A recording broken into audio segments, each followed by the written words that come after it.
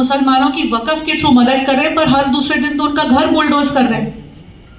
Madam वो तो हिंदुओं का भी हो रहा है उसमें। अरे तो मैं पूरा बता रही हूँ, बट आप ये सिर्फ बात, ये काम तो कांग्रेस के टाइम पे भी हो रहे थे। तो आप सवाल पूछ रहे थे ना, और जनता को एक मिनट, विपक्ष आ कहाँ रहा है रोड पे? क्यों नहीं आ रहा है विपक्ष? रोज ये आज कल से पूरे देश में जो हम मीडिया के सामने बोल रहे हैं, उससे पहले विपक्ष कहाँ था? भारत जोड़ो यात्रा क्या थी? विपक्ष रोड पे ही तो थी। लोकसभा के बाद विधानसभा आई, उसके बाद कहाँ था विपक्ष? कर रहे, कौन सुन रहा है? हम इलेक्ट्रल बॉन्ड की बात करते नहीं सुनते, हम ईवीएम मशीन की बात करते कोई नहीं सुनता, हम इलेक्शन कमीशन में वोटर लिस्ट की बात करते कौन सुन रहा है? हमारी बातों को तो ऐसे डिस्मिस कर दिया जाता है। कहाँ नहीं कर रहे हैं, कहाँ नहीं कर रहे हैं, आप बताइए।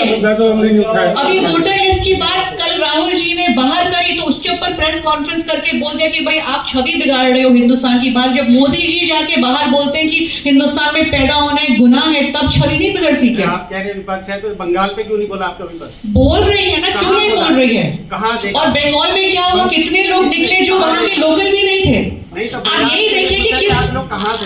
मस्जिद के मुद्दे पे आपके अच्छा, हम यहाँ पे एक मिनट, बंगाल के मुद्दे पे हम अभी नेशनल हेरिटेज की बात करना है, बीजेपी का झूठ, कांग्रेस का सच। तो ये यहाँ पे हम इस इशू में बात कर रहे हैं। आपने बंगाल का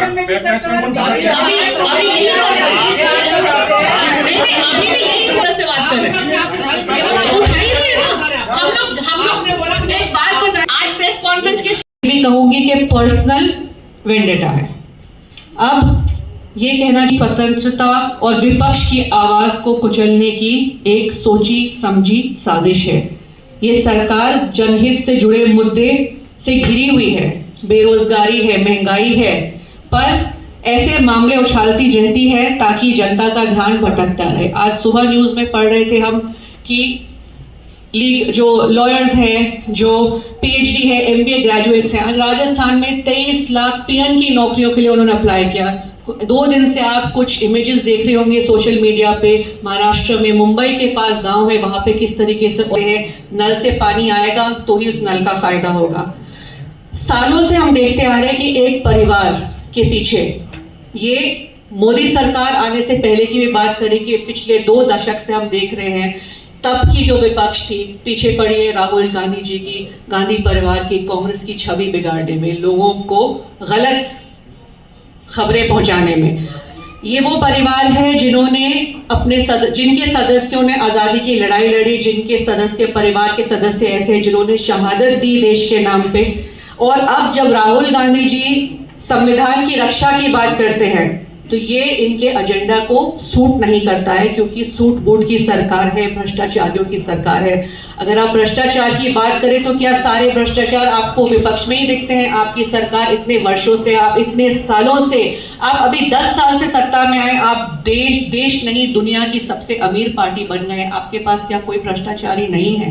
एक सिंपल फॉर्मूला अप्लाई करते हैं, जब तक आप विपक्ष में, आपके जैसे ही विपक्ष का कोई नेता जाता है बीजेपी में, सेफ हो जाता है, सारे केस क्लियर, और पूरी जो आपकी एजेंसी है लगी हुई है, सारे वक्त आपके टैक्स पेयर का पैसा जो है वो इस्तेमाल किया जा रहा है सिर्फ विपक्ष को अटैक करने में, क्योंकि नहीं है। हम न्याय, सत्य और संविधान की रक्षा के लिए हर मोर्चे पर लड़ते रहेंगे। ईडी, सीबीआई, इलेक्शन कमीशन को आप हथियार बनाकर सत्ता में रहना चाहते हैं, पर हम संविधान में यकीन रखते हैं। वो हमारा भरोसा है, वो हमारा जरिया है, वो हमारा सहारा है, वो हमारी ताकत है। सत्यमेव जयते। 100% कन्विक्शन आज तक इतने सालों में हुआ है, तो अभी कोर्ट को कार्रवाई करने दीजिए ना। आखिरी दिन तक क्यों इंतजार किया? उन्होंने सारे एविडेंसेस रहे हैं, आज तक कन्विक्शन क्यों नहीं हुई? केस पहले ही फाइल कर देते आप। ये 2013 में केस फाइल किया था। हाँ। हाँ। जो पिटीशन फाइल करी थी वो 50 लाख की बता रहा है। 50 कांग्रेस के जो भी हैं, जो भी है, पैसों की लेन देन हुई, कहीं सिर्फ शेयर उनके नाम पे हुआ है। नॉन प्रॉफिट कंपनी, आप ना शेयर बेच सकते हैं, ना आप उससे कोई प्रॉफिट कमा सकते हैं, ना आपको डिविडेंड मिलता है, ना आपको सैलरी मिलती है। ये हर कंपनी करती है। अभी मैंने कहा सरकार या एनसीएलटी लीगल प्रोसीजर किया गया, इसमें पैसे की कोई लेन देन तो नहीं हुई। आप बताएं कि किसके अकाउंट में कौन सा पैसा है। आप कह रहे हैं कि मुनाफा कमा रहे, तो बताएं कि जो डायरेक्टर्स हैं, चार्जशीट हुई है सोनिया जी पे, राहुल जी पे, बताएं कि इनके अकाउंट में कोई पैसा आया, इन्होंने आज तक यहाँ से कोई कमाई करी, इन्होंने कोई भी प्रॉपर्टी बेची, इनके नाम पे कोई प्रॉपर्टी है। अब ये सब तो कोर्ट देखेगी। ईडी का तो काम है, ईडी तो सबके ऊपर केस करती है, छापा मारती है, चार्जशीट भी करती है, बाद में सालों लग जाते हैं केस प्रूव करने में। पर ये समझ नहीं आती कि उन वर्षों में जो आप छवि बिगाड़ते हैं, आप मुझसे ये सवाल पूछे, मैं आपको जवाब दे दूं, पर जो हमारी जनता है वो सब ये सुनेगी, सब समझेगी, एक हेडलाइन देख लेगी कि भाई भ्रष्टाचार है, वही छवि आपकी जिंदगी भर बन जाएगी। बाद में आपको क्या कोर्ट या कोई माफी मांगेगा? तो कोर्ट में चल रहा है तो not guilty till court proves it ना। तो यहाँ तो आपने गिल्टी करार कर दिया। मैडम 5 जमीन में 2000 करोड़ की कंपनी थी, 90 लाख का लोन देकर उसी कंपनी को लोन नहीं दिया।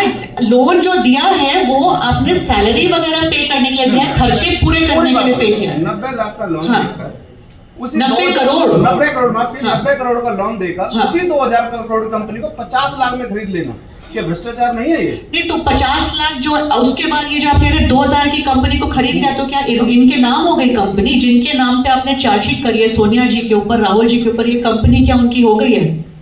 क्या ओनर बन गए इस कंपनी के?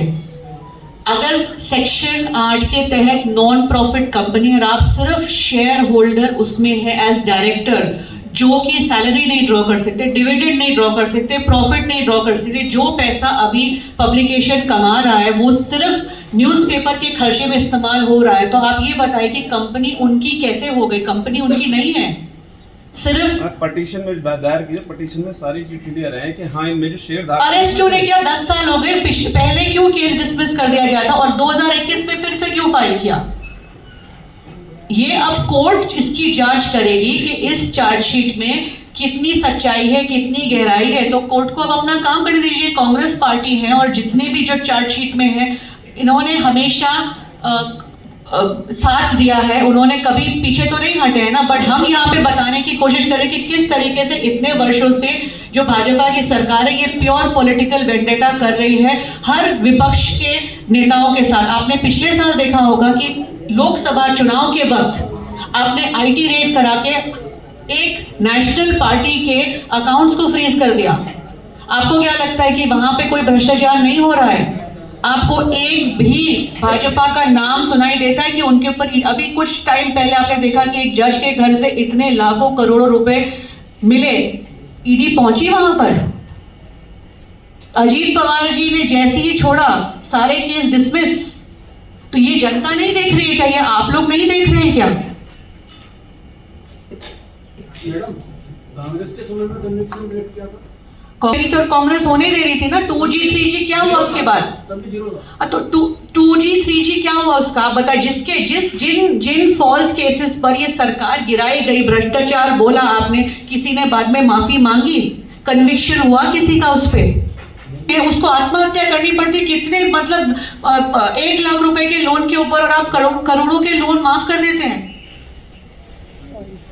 यही तो किसान पूछता है। हाँ तो यही तो विपक्ष के नाते हम पूछ रहे हैं ना। बट विपक्ष का देखो संविधान ने हक दिया है, विपक्ष का हक बनता है कि नहीं बनता है कि सरकार को सवाल कोई सवाल पूछती है, जनता भी विपक्ष को सवाल पूछती है, जवाब सारा विपक्ष को देना है। तो फिर सरकार क्या कर रही है? बड़ी एहतराम से जिम्मेदारी से बोल रहा हूँ जी।